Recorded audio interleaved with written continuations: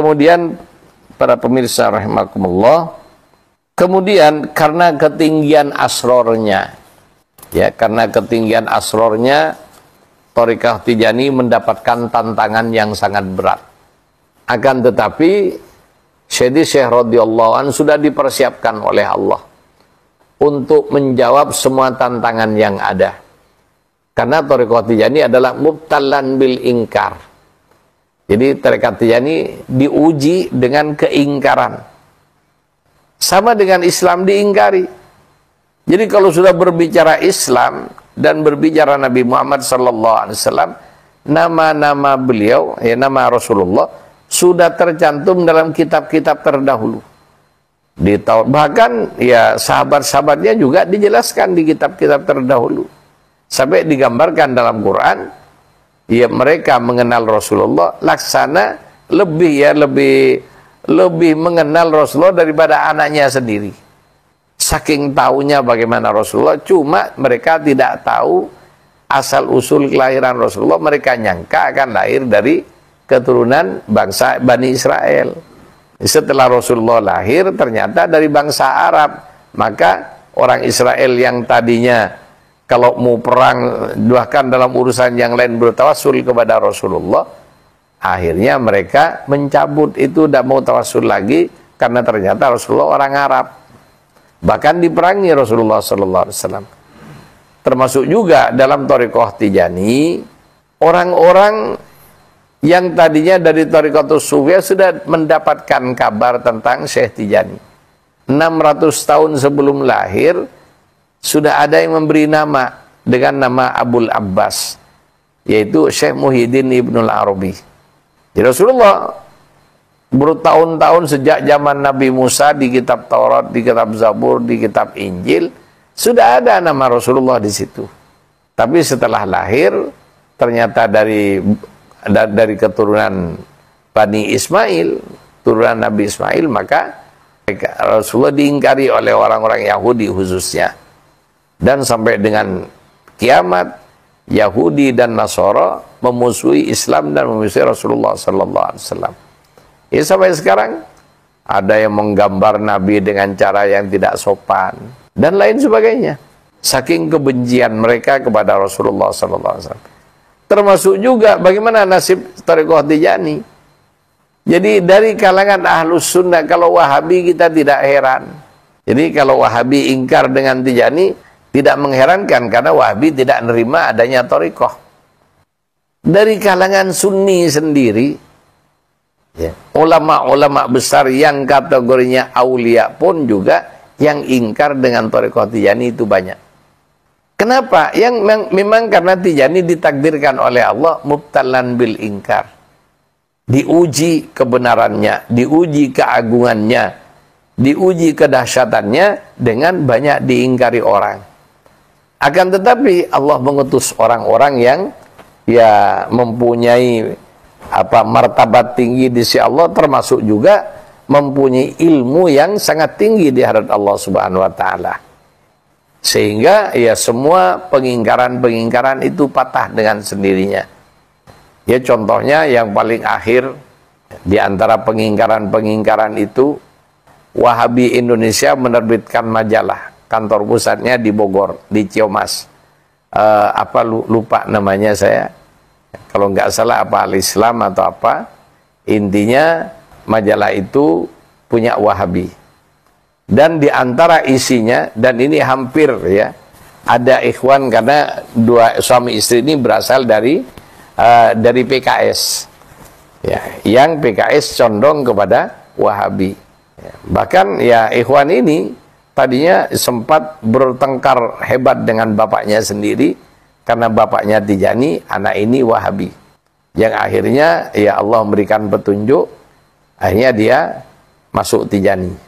Ya, pengen tahu orangnya di Zawiyah ini, ya, Mas Mahfud itu.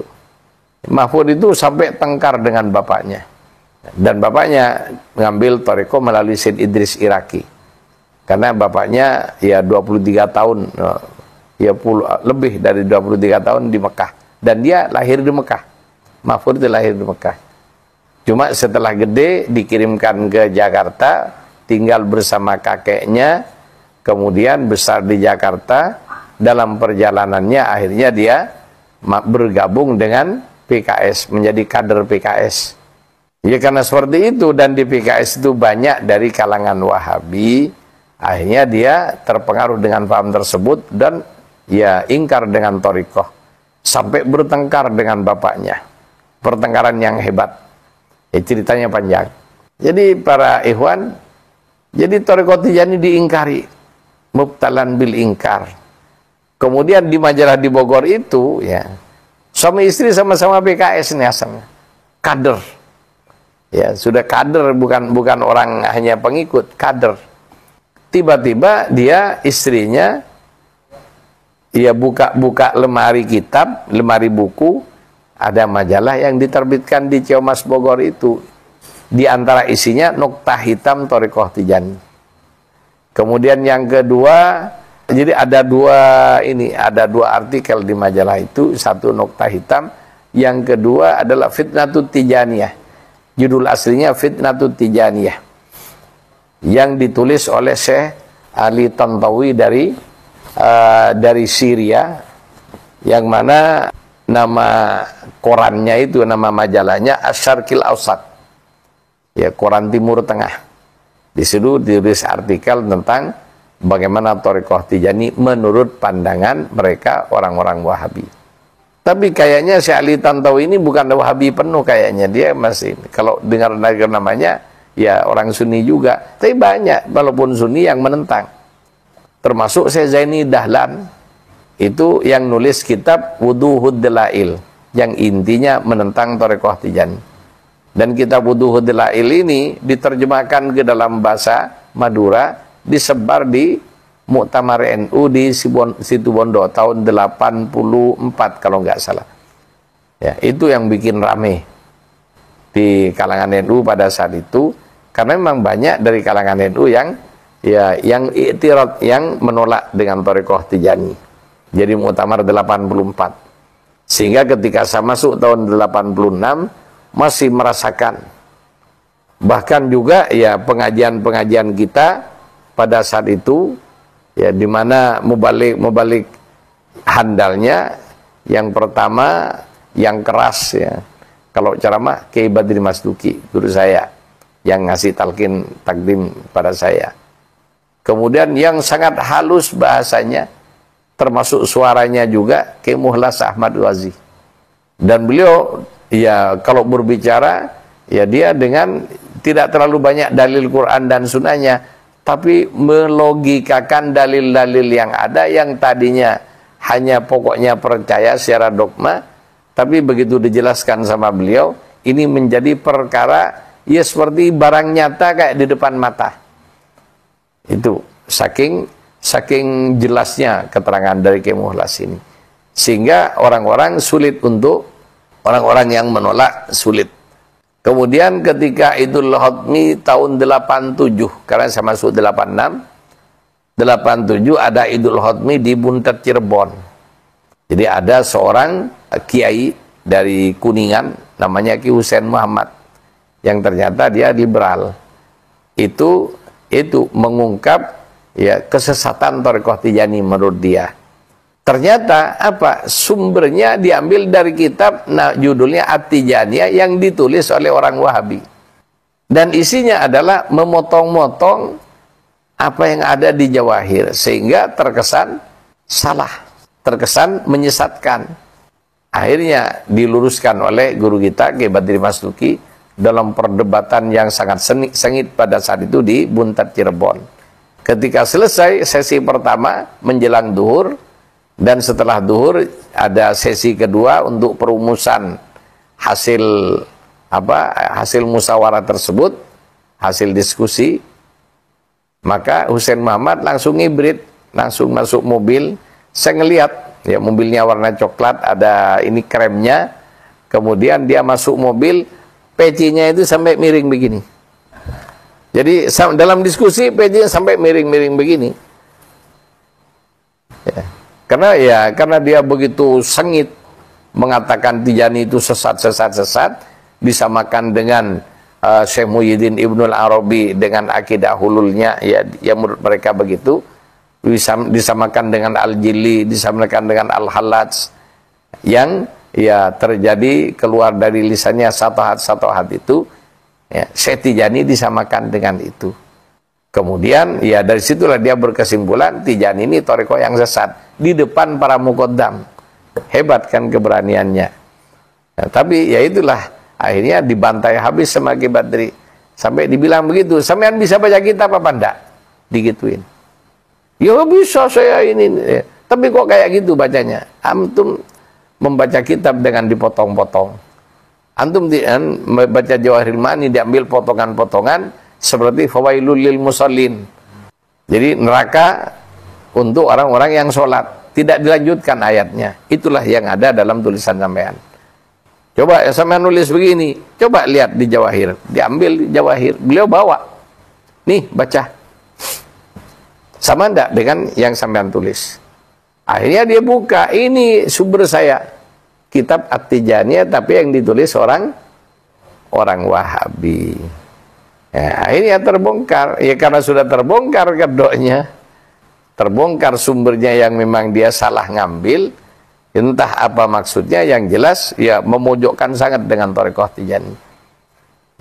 Bahkan ketua NU, Surah NU Jakarta bersaksi pada saya dalam pertemuan Jatman beberapa waktu yang lalu tentang perseteruan ini antara orang-orang yang ingkar dengan thariqah Tijani dari ulama kita sendiri. Ya bertengkar sampai pertengkarannya berlanjut di kediaman Kiai Mahrus Kediri dan lain sebagainya. Intinya Tijani itu diuji dengan keingkaran para ulama, bahkan diantaranya itu para aulia, mubtalan bil ingkar. Termasuk Islam diingkari oleh para ulama terdahulu dari kalangan Bani Israel. Jadi kitab-kitab terdahulu, kitabnya memperkenalkan Nabi, Taurat, Zabur, dan Injil memperkenalkan Nabi. Setelah Nabi lahir ternyata dari Arab, diingkari seingkar-ingkarnya sampai dengan saat ini, bahkan berlanjut sampai kiamat. Oleh karena itu, kalau ada ikhwan Tijani mendapatkan penentangan-penentangan seperti itu, tidak perlu kaget. Memang itulah sifat thariqah Tijani, sehingga kalau bertemu dengan orang kayak gitu, tidak usah dilayanin. Kalau Anda layanin, iya kalau cukup dalilnya. Kalau tidak, Anda akan kalah, nanti timbul keraguan. Daripada terjadi seperti itu, ya kalau sudah ketahuan kayak gitu, jangan kita deketin. Kenapa? Di antara larangan dalam thariqah Tijani, duduk bersama orang yang ingkar dengan thariqah Tijani, itu dilarang. Kenapa? Minimal akan membuat Anda ragu nanti. Takut ketularan penyakitnya, karena itu penyakit hati. Lebih jahat daripada virus kanker. Kalau virus kanker, orangnya mati, kalau baca syahadat masuk surga. Tapi kalau keluar dari thariqah Tijani, ya Allah matikan hatinya, sehingga naudzubillah. Ya, kalau terjadi kebencian pada thariqah Tijani sampai mencaci maki Sayyidi Syekh, maka apa yang dinyatakan oleh Nabi dalam bisyarahnya, man sabbaka walam yatub mata kafiron. Orang yang mencaci maki kamu, Ahmad, dan dia tidak bertaubat kepada Allah, maka dia akan mati kafir.